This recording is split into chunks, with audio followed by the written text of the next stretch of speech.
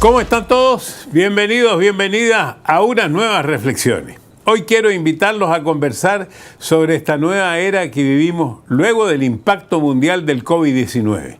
Se están cumpliendo 3 años desde que la Organización Mundial de la Salud la declaró una pandemia.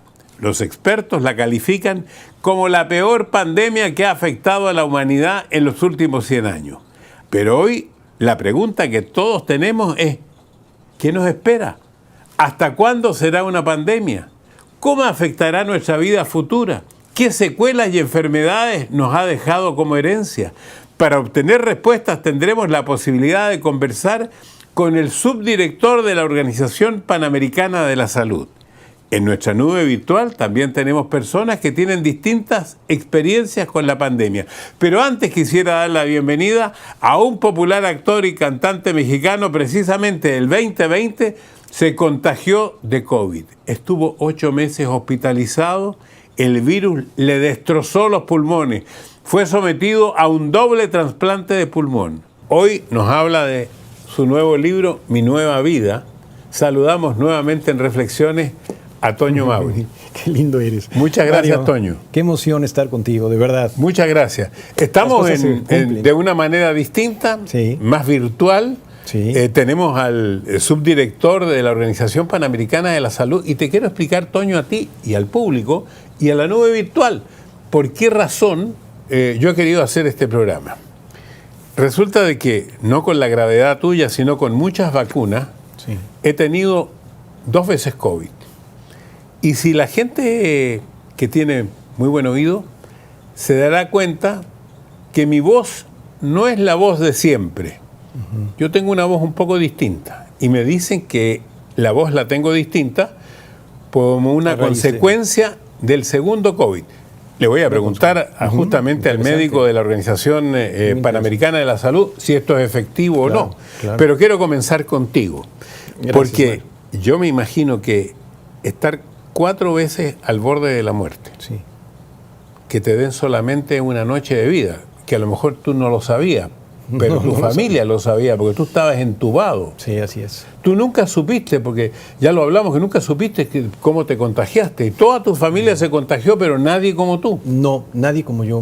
Don Francisco, fue justo en la pandemia, cuando estábamos todos en la casa, guardados, igual que todos, y una tarde me empecé a sentir mal, todos los síntomas que pierdes, el olfato, el gusto, todo esto. Y entonces llegó un momento en que ahí empezaban a hacerse las pruebas que duraban todavía días en entregarte el resultado, ¿no? Cuando yo pierdo el olfato y el gusto es cuando yo me relaciono lo que me está pasando con el COVID, porque escucho que efectivamente era uno de los síntomas, ¿no? Entonces le pido a mi esposa Carla que me lleve a hacerme la prueba. Por seguridad, le dije a mi esposa, hágansela, vamos a hacérnoslas todos para ver cómo estamos. Porque empezábamos todos empezando a tener síntomas. Llegamos a la prueba, don Francisco, y todos teníamos COVID. Todos, toda la casa. Mi preocupación, pues sí, era mayor, porque yo decía, bueno, ahí dentro de la casa hay una persona que tiene diabetes, otra persona que es asmática. Yo dije, si esto se complica, se va a poner muy mal la situación. ¿No tenías vacunas? No había vacunas. En ese momento todavía no había ni medicamentos ni vacunas. Era algo, la pandemia fue en ese momento que estaban encerrados en la casa. Encerrados en la casa. ¿No tienes idea cómo te contagiaste? Ni idea, don Francisco, si fuera una cosa que llegó de la calle, un supermercado, algo, porque no salíamos. Fue muy extraño. Y la cuestión fue que yo, en el caso familiar, fui el que me empecé a complicar. O sea, de repente me empezó a subir muchísimo la temperatura, una diarrea durísima, fuertísima, la sensación del cuerpo, cómo dolía el cuerpo. Entonces, poco a poco se fue incrementando, pero lo que más me afectaba era la respiración. Yo empezaba poco a poco a dejar de respirar. Me ponían una máquina de oxígeno y ya ni con la máquina. Entonces llegó un día en que le dije a mi esposa, por favor, llévame al hospital, porque ya estaba yo asustado, ¿no? Y cuando llego al hospital, entré pensando que iba a estar 3 o 4 días, ¿no?, por este problema.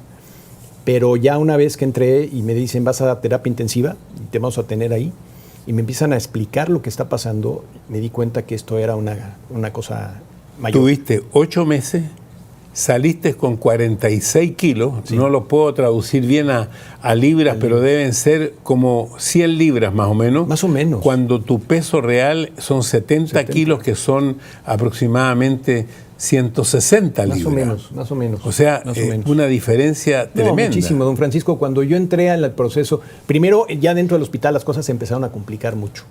Cuando me empiezan cuando ya salgo negativo del COVID, que pienso que me voy a mi casa, resulta que llega el doctor con mis placas de mis pulmones y me dice, Toño, no te puedes ir, no tienes pulmones. Entonces yo veo mi placa y ahí sí fue cuando dije, esto está fatal. Entonces me dice el doctor, vamos a entrar a otro proceso, vamos a tratar de salvar esos pulmones. Pero vamos a hacer el intento. Tengo entendido que no, el primero le dicen a tu señora, tenemos que recuperar un poco a este hombre antes de hacerle el trasplante, porque está muy débil. No, esto fue para entrar al coma, porque yo una noche le digo al doctor, y necesito que me entuben, porque yo no podía respirar, yo veía que todo estaba mal, dije, esto va a pasar ya, en este momento, entonces pido que me entuben.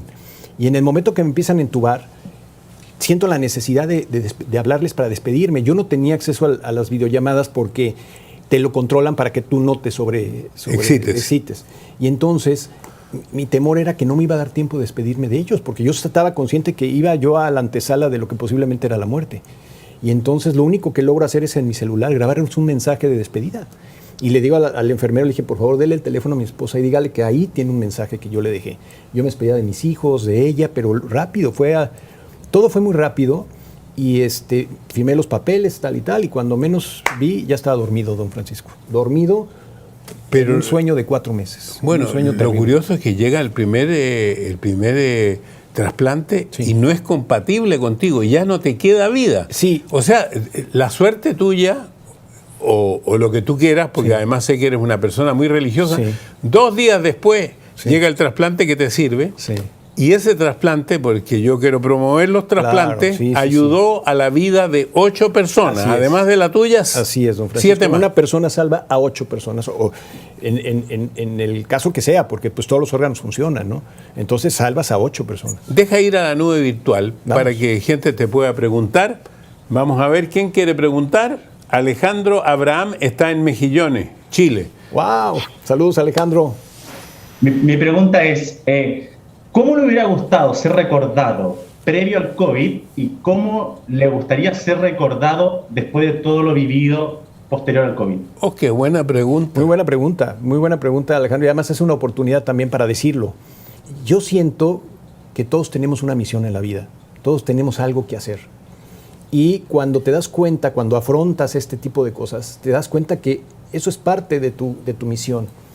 Y entonces yo lo tomé personal, y en mis pláticas con Dios, cuando yo hablaba con Él, le pedía 1000 cosas y entrábamos en una conversación como tú y yo, iba entendiendo. Dios me daba el entendimiento de poder sentir por qué me estaba yo ahí. Pero yo creo que Él te hace una pregunta que es bien clara.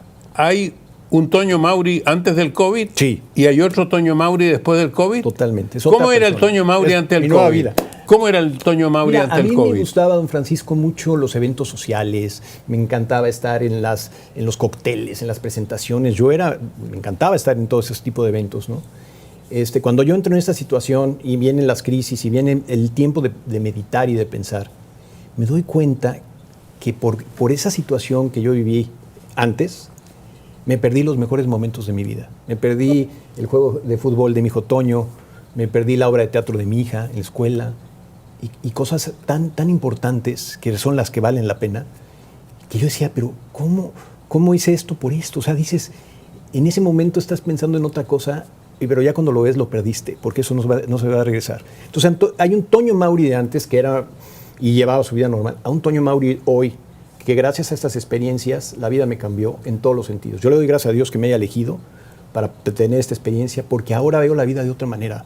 Esto me ha enseñado a estar más con la gente se me acerca muchísimo, y con este libro a encontrar respuestas. ¿Qué quieres contar en este libro?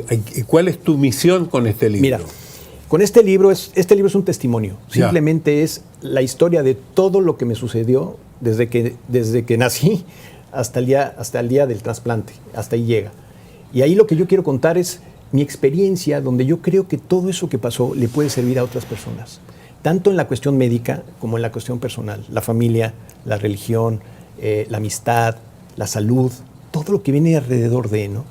Esa es mi intención. Bueno, Yo quiero intercambiar un libro contigo, que este libro, Con ganas de vivir, ¡Wow! ¡Qué maravilla! que lo escribí durante la pandemia, sin tener una situación dramática como la tuya, pero quise plasmar en este libro todas mis experiencias, también reconocer algunos de mis tantos errores cuando cumplí las 8 décadas, porque las cumplí en plena pandemia. Qué bárbaro. Así que finalmente este libro, la editora le puso el título, yo tenía otro libro, Lo que aprendí, y me dijo no, este libro demuestra que tienes ganas de vivir, y le puso Con ganas de vivir. Wow. Ahí está el libro. Maravilloso. Yo lo que quiero, lo adopto. lo que quiero sí preguntarte es que tú en el coma tuviste muchos sueños que te parecieron que eran realidad. Soñaba, que hasta me da pena decirlo, porque a Carla, mi esposa, que es un ángel, mi ángel,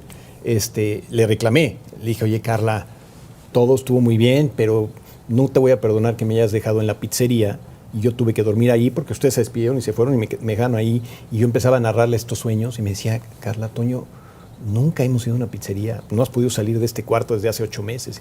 Y como esos sueños tuve más y más, y sueños muy reales. De repente estaba yo en un aeropuerto, de repente sentía que me iba de viaje, de repente sentía que estaba yo en un hotel y que nos quedamos de ver en el lobby del hotel. Entonces eran que yo creo que en el coma tú estás escuchando, y en base a lo que escuchas hay un subconsciente que te hace hacer los sueños. O sea, no me acuerdo de nada de lo que me pasó, de nada, no me acuerdo de cosas que me platican que me sucedieron, pues yo ni siquiera me las imagino. ¿Cómo cuáles? Pues tuve una hemorragia interna, que fue el primer caso donde le hablan a mi esposa y le dicen que estoy a un par de horas de irme, y pues que se hizo todo lo posible, ¿no? Entonces, pues pobre, imagínate, para ella es un golpe decir, se va, ya se va. ¿Casado cuántos años? 31 años, don Francisco, 31 años de casados, una pareja maravillosa. Y entonces siempre pensé en ellos, ¿no? Yo decía, mira, yo si me voy a ir, o si estoy dormido, si estoy despierto, pero las noticias a ellos les deben de estar pegando y pegando, mis hermanas, mi mamá, mis hijos. Entonces Carla recibía las noticias y era la vocera, era la que las tenía que dar. Una pregunta, tú que eres tan creyente, Sí. porque he entrevistado a mucha gente que han estado en situaciones como la tuya, y ellos ven esto del túnel, ellos ven esto de como que se están despidiendo, como que los están llamando, como que vuelven. Nada de eso te ocurrió a ti. No, don Francisco, no. Mucha gente me ha preguntado eso. Yo una vez se lo consulté a mis doctores. Lo que pasa es que en mi caso yo nunca me morí. O sea, yo estaba en un sueño profundo, que era el coma, pero nunca me morí.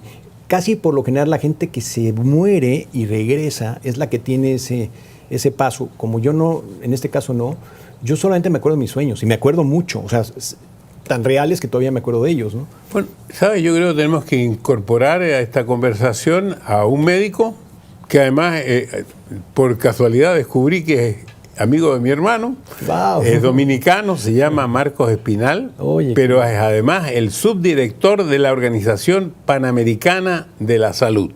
Así que, bienvenido, doctor Espinal.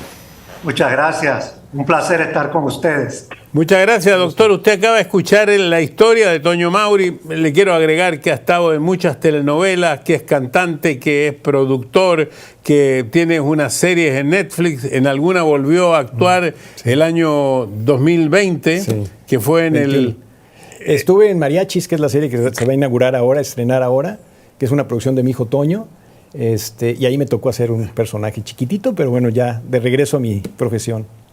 Bueno, ¿qué le parece toda esta historia, doctor? A lo mejor usted ha escuchado muchas personas, siendo subdirector de esta Organización Panamericana de la Salud, que han estado en situaciones parecidas. Sí, pero impresionante, y merece mis sinceras felicitaciones Gracias. el señor Mauri porque lo que pasó no lo ha pasado todo el mundo. Como usted sabe, don Francisco, más de 600 millones de casos, pero la gran mayoría se ha recuperado. Y es verdad, ha habido 7 millones de muertes. Y como dice el señor Mauri, antes le encantaba ir a los cócteles y a todo esto. Y parece que esta enfermedad lo hizo encontrarse un poco más con una paz interna. Doctor, ya que está usted, quiero explicarle, cuando usted dice 600 millones de contagiados, y esto es una pregunta, yo creo que los contagiados han sido muchos más. Lo que pasa es que no se hicieron el PCR, Y esto hoy día más todavía, ya que existen las vacunas y las personas saben que el contagio finalmente es como una gripe fuerte para la mayoría de las personas. Pero ¿por qué se me ocurrió hacer este programa, doctor? Se me ocurrió hacer este programa por lo siguiente. La primera vez tenía que viajar y por casualidad no tenía por qué hacerme un PCR, no tenía ningún síntoma, absolutamente nada. Me lo hice y fui el único de la casa que tenía COVID. Me quedé los 5 días que dice el reglamento, pues yo estaba en Chile en ese momento. Al 6º día volé, viajé, volví. Y la segunda vez que tuve COVID, que ya no me hice el PCR porque lo tuvo toda mi familia y seguramente me iba a ser positivo porque era muy cercano al anterior. En realidad tuve un poco de fiebre, dolor de garganta, pero me han quedado secuelas. Y yo quería un poco hablar de eso con usted, con las secuelas. En mi caso, durante algunos días tenía un agotamiento físico total. He perdido varias libras, como 15, he perdido el apetito. Yo soy un tipo que lo único que no había perdido jamás en su vida era el apetito. Y la otra cosa es que mi voz que usted escucha no es normal y he ido donde un especialista que ya me ha dado varios antibióticos y me ha dicho que esta descarga posterior podría también ser algo que tiene que ver con el COVID. Entonces aquí lo estoy usando usted como doctor ya, más que como miembro de la subdirección de la Organización Panamericana de la Salud. Así es. Estamos más arriba del 1 billón de casos por seguridad y más con las repeticiones. Lo que pasa es que muchas veces no se reportan. El caso suyo es un caso de... porque a muchos nos puede repetir la enfermedad con diferentes cepas, porque tenemos ya tantas mutaciones, porque es un virus que muta, que ya hemos agotado el alfabeto, la alfa, la beta, la delta, el omicron, pero el caso suyo es un caso de COVID a largo plazo o COVID crónico. Y efectivamente, el principal síntoma de ese COVID a largo plazo es esa fatiga. Esa fatiga, y se define, hay varias definiciones, pero se define, la Organización Mundial de la Salud lo definimos como unos síntomas que empiezan a aparecer unos 3 meses después de haberse infectado y pueden durar hasta 2 y 3 meses más. No solamente fatiga, una tos, pérdida de voz, y es verdad que usted tiene toda la razón, la voz puede ser diferente, problemas respiratorios de secuelas y también problemas de artríticos muy frecuentes, problemas neurológicos, a veces lo que se llama, se nubla el cerebro y mucha gente piensa otras cosas, el señor Mauri hablaba de los sueños y todo esto, o sea, es una situación y que no tenemos todavía todas las respuestas, porque hay muchas investigaciones todavía en curso. Recordar que la pandemia no ha terminado. Entonces las respuestas van saliendo poco a poco. Lo principal es protegernos porque nos podemos volver a infectar, a usar las mascarillas en espacios de muchos conglomerados y vacunarnos, porque las vacunas son efectivas. Las vacunas impiden la hospitalización o reducen el riesgo de hospitalización y reducen el riesgo de muerte. Doctor, voy a agregarle otro porque ese no lo sabía que estaba relacionado o que pudiera estar relacionado con el COVID. He tenido una artritis en las manos que nunca tuve.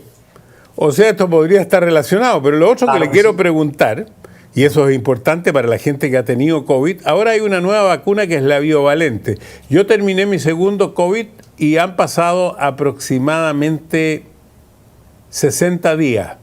¿Me puedo poner ya la nueva vacuna? Sí, se la puede poner ya la nueva vacuna. Se puede poner la bivalente, que tiene una mayor protección. Aunque se vuelva a repetir, se recomienda la bivalente. Ya se la puede poner. Toño, ¿tú tienes algún comentario, alguna pregunta para el doctor Espinal? No, antes que nada, doctor, muchas gracias por sus comentarios, muchas gracias por toda esta información que es muy válida para todos nosotros.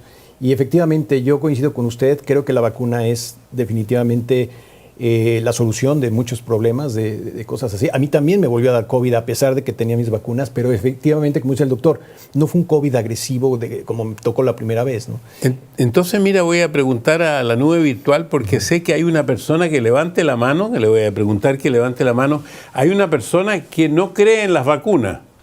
El que no cree en las vacunas, esa es la persona, es Marjorie Aguilar de Quilpué.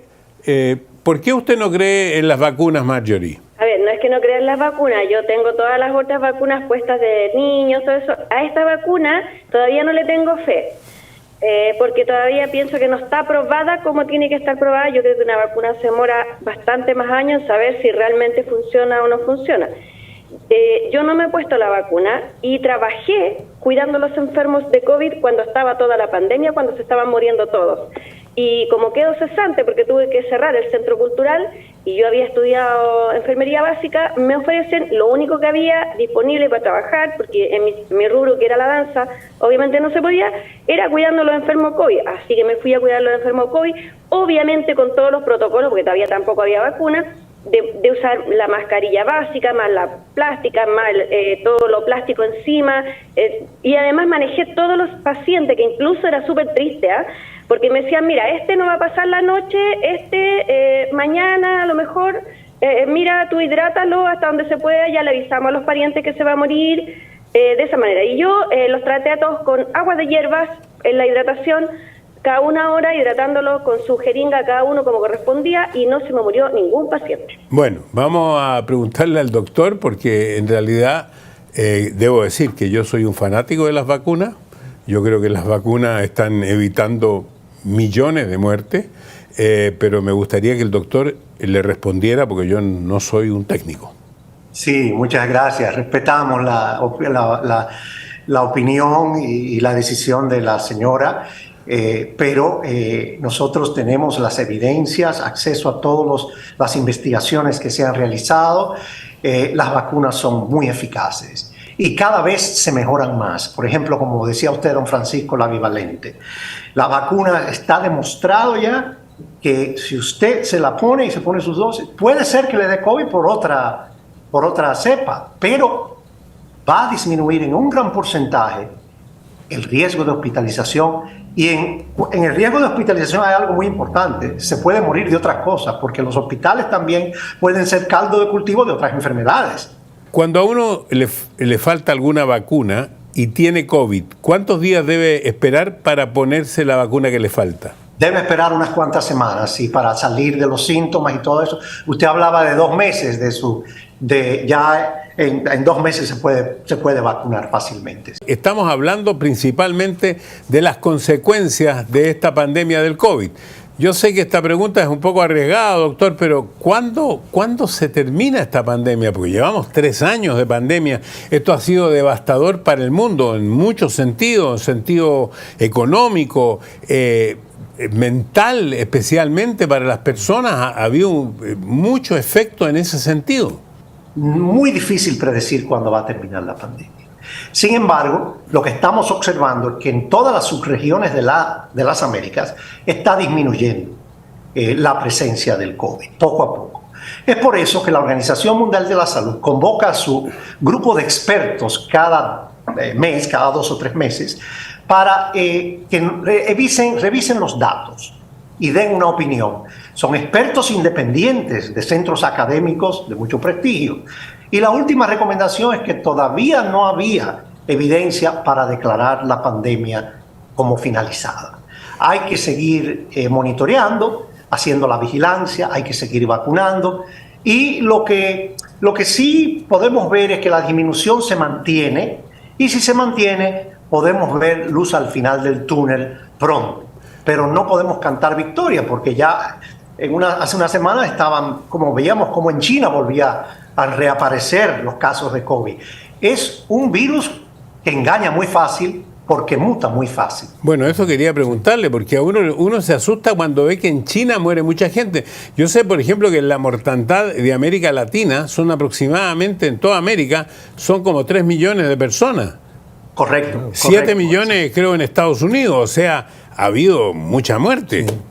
Perdón, 7 millones ha habido en el mundo, ¿no? Y los que no sabemos que se murieron, porque mucha gente se ha infectado de otras cosas o tiene enfermedades coadyuvantes.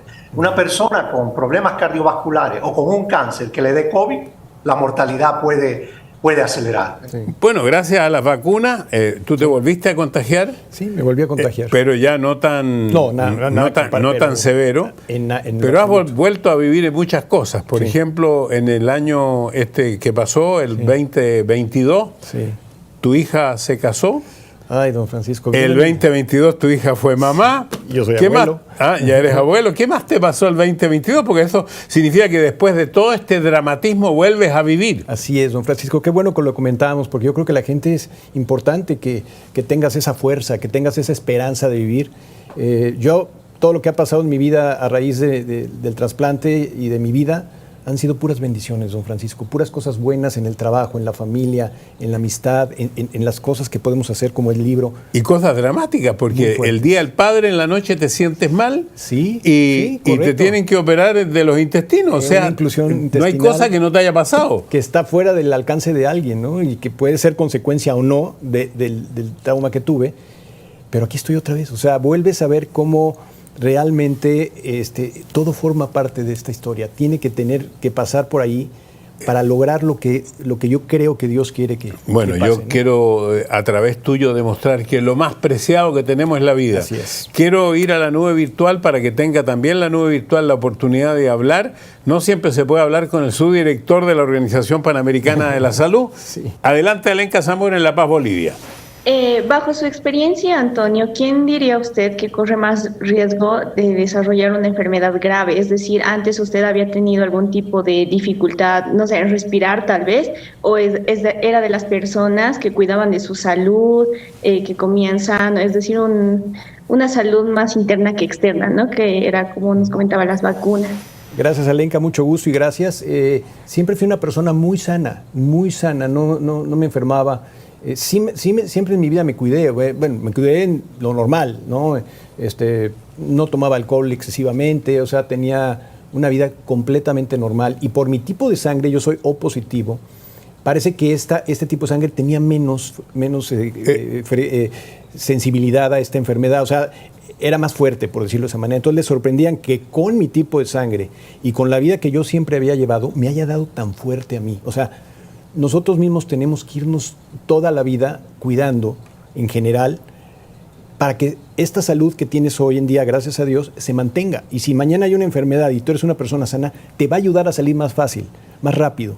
Entonces yo creo que sí es tomar conciencia desde ahorita y poder cuidarte. Bueno, yo tuve la experiencia por haberlo invitado a José Luis Rodríguez, el Puma, claro, que sobre los 70 y tantos años se hizo un trasplante de doble pulmón. Sí. Y lo que lo mantuvo fue justamente esa salud y esa vida tan rigurosa que tuvo todo el tiempo. Sí, influye mucho. Voy a la nube virtual nuevamente. Alguien que le quiera preguntar al doctor, don David Salas, que también está en La Paz, Bolivia. Mi pregunta es para el doctor. Doctor, hemos hablado de que existen nuevas vacunas, han evolucionado con el tiempo, pero podemos ver que hay países subdesarrollados en la actualidad, en el cual uno de ellos es Bolivia. ¿Cómo podemos hacer para que la logística, por ejemplo, de las vacunas bivalentes lleguen a tiempo para que la gente pueda tener el acceso, ¿no? Porque actualmente tenemos el acceso a las anteriores vacunas. ¿Cómo hacemos para que este derecho que todos tenemos de la vida sea para todos, no solo para los países que tienen mayor desarrollo? La OPS trabaja con los gobiernos y tiene a la disposición el Fondo Rotatorio para Acceso a Vacunas, donde los gobiernos las reciben, pueden pagar luego, conseguimos los mejores precios. Y la OPS fue el principal distribuidor de todas estas vacunas, negociando con los suplidores a través del mecanismo de la OMS también, pero con nuestro fondo y el contacto que tenemos con los ministerios de salud, pudimos asegurarnos de que los países de las Américas tengan acceso a las vacunas. Y los países como Bolivia, Chile, Brasil tienen excelentes programas de inmunizaciones y siempre están trabajando con nosotros para tratar de hacer llegar esas vacunas a todas nuestras poblaciones sin tener que diferenciar entre uno y otro, sino que llegue equitativamente a todos. Vamos a ver quién más quiere preguntar al doctor. Le tengo en Guayaquil, Ecuador, a Andrés Barón. Adelante, Andrés. Mi consulta es para el subdirector de la Organización Panamericana de la Salud. Con respecto a las debilidades de los sistemas de salud en Latinoamérica, ¿cómo nos debemos fortalecer para en un futuro afrontar nuevos virus o pandemias de una mejor manera? La clave es la inversión en salud. Nuestra región todavía no invierte en salud desde el punto de vista del erario público como debería.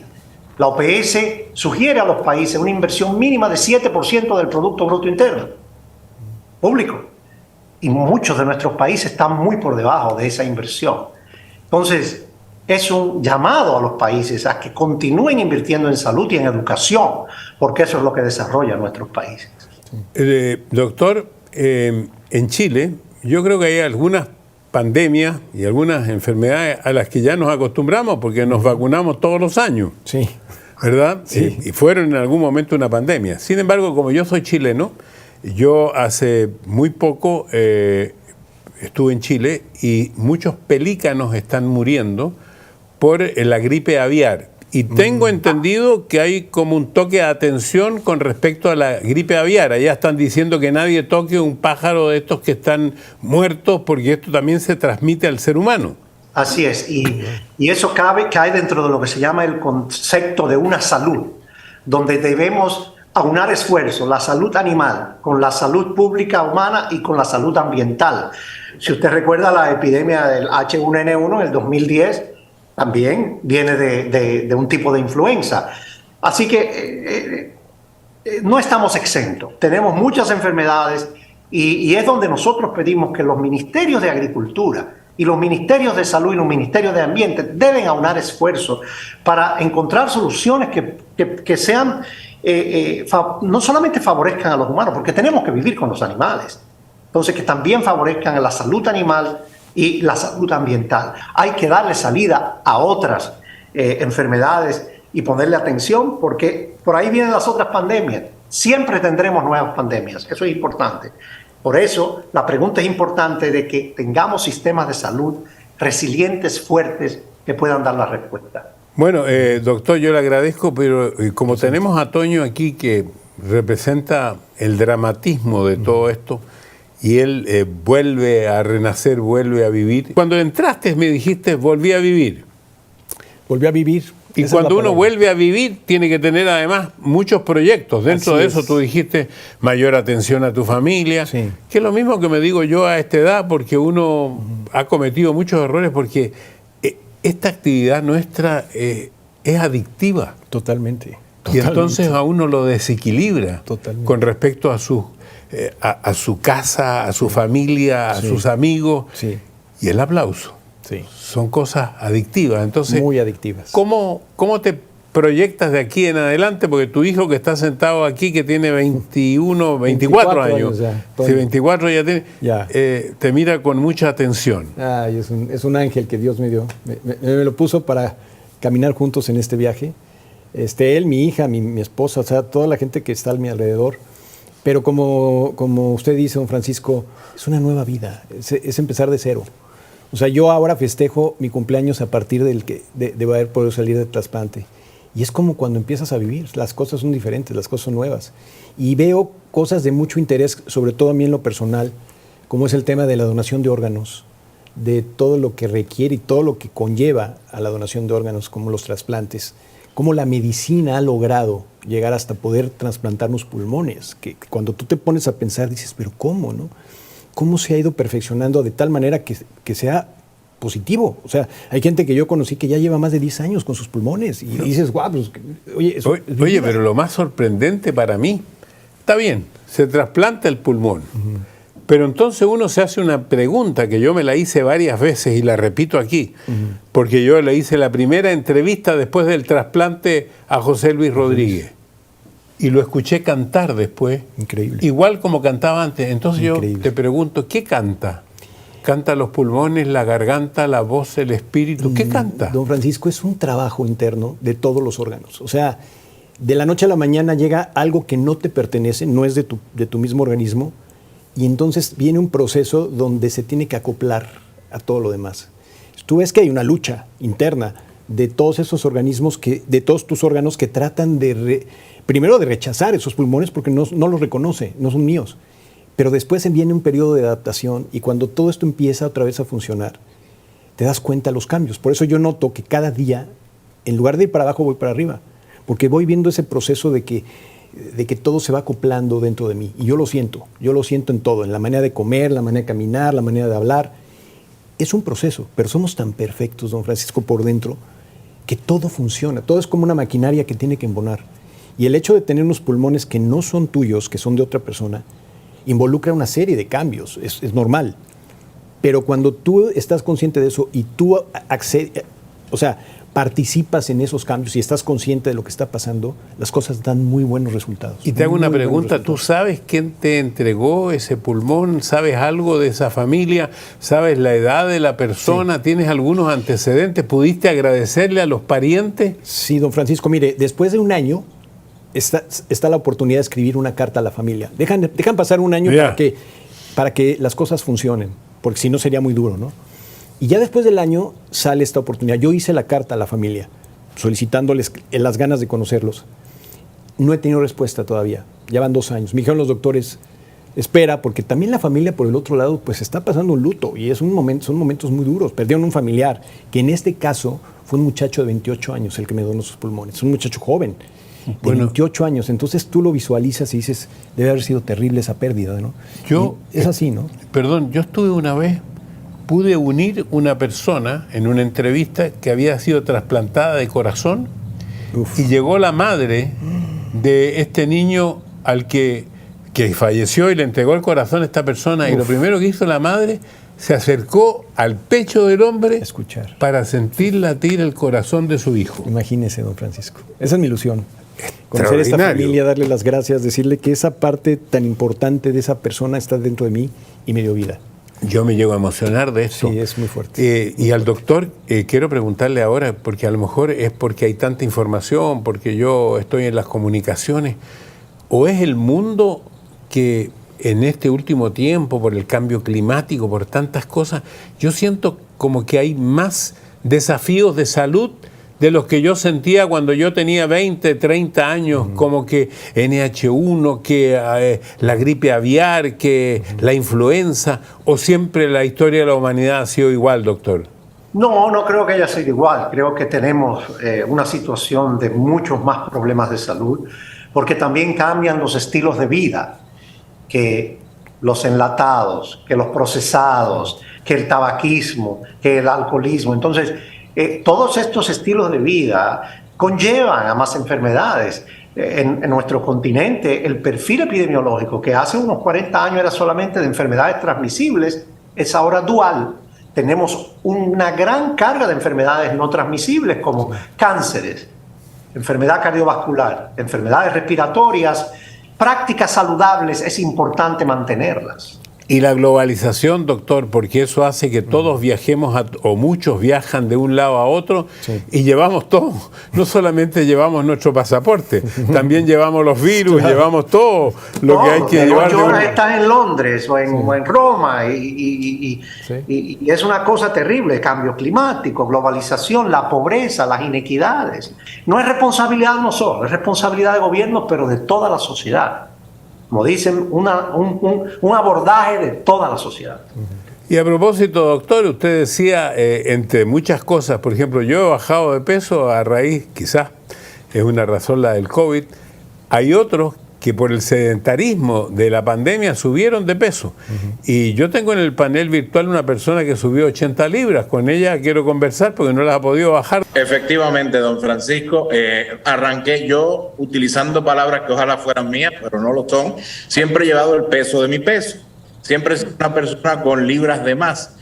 Antes de la pandemia, en el 2019, había bajado a 285 libras, que como usted bien dice, efectivamente es sobrepeso, pero no las 350 que tengo hoy día. Me comí y me bebí mucha ansiedad durante el encierro y ya a esta edad pues es muy complicado el poder volver a bajar de peso. Sí llevo la famosa sube y baja, lo que le llaman el yo-yo, que bajo y que subo, pero no he podido retomar volvernos a como está. Bueno, esta es una pandemia mundial, así que el doctor va a poder responderle a mucha gente que subieron de peso durante la pandemia y que tienen además desde siempre, como yo, el problema de la obesidad. Sí. O sea, yo viví gordo y parece que voy a morir flaco.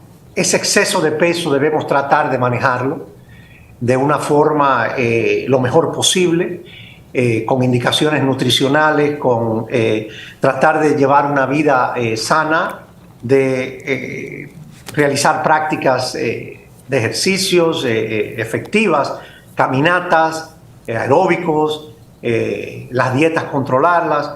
Tenemos que moderarnos. Es un poco la idea. Doctor, para terminar, ¿alguna reflexión especial con respecto al programa que hemos hecho? Creo que la pandemia va a terminar en algún momento. Podemos aprender a vivir con ella, porque vivimos con influenza, por ejemplo. Todos los años nos vacunamos contra el flu.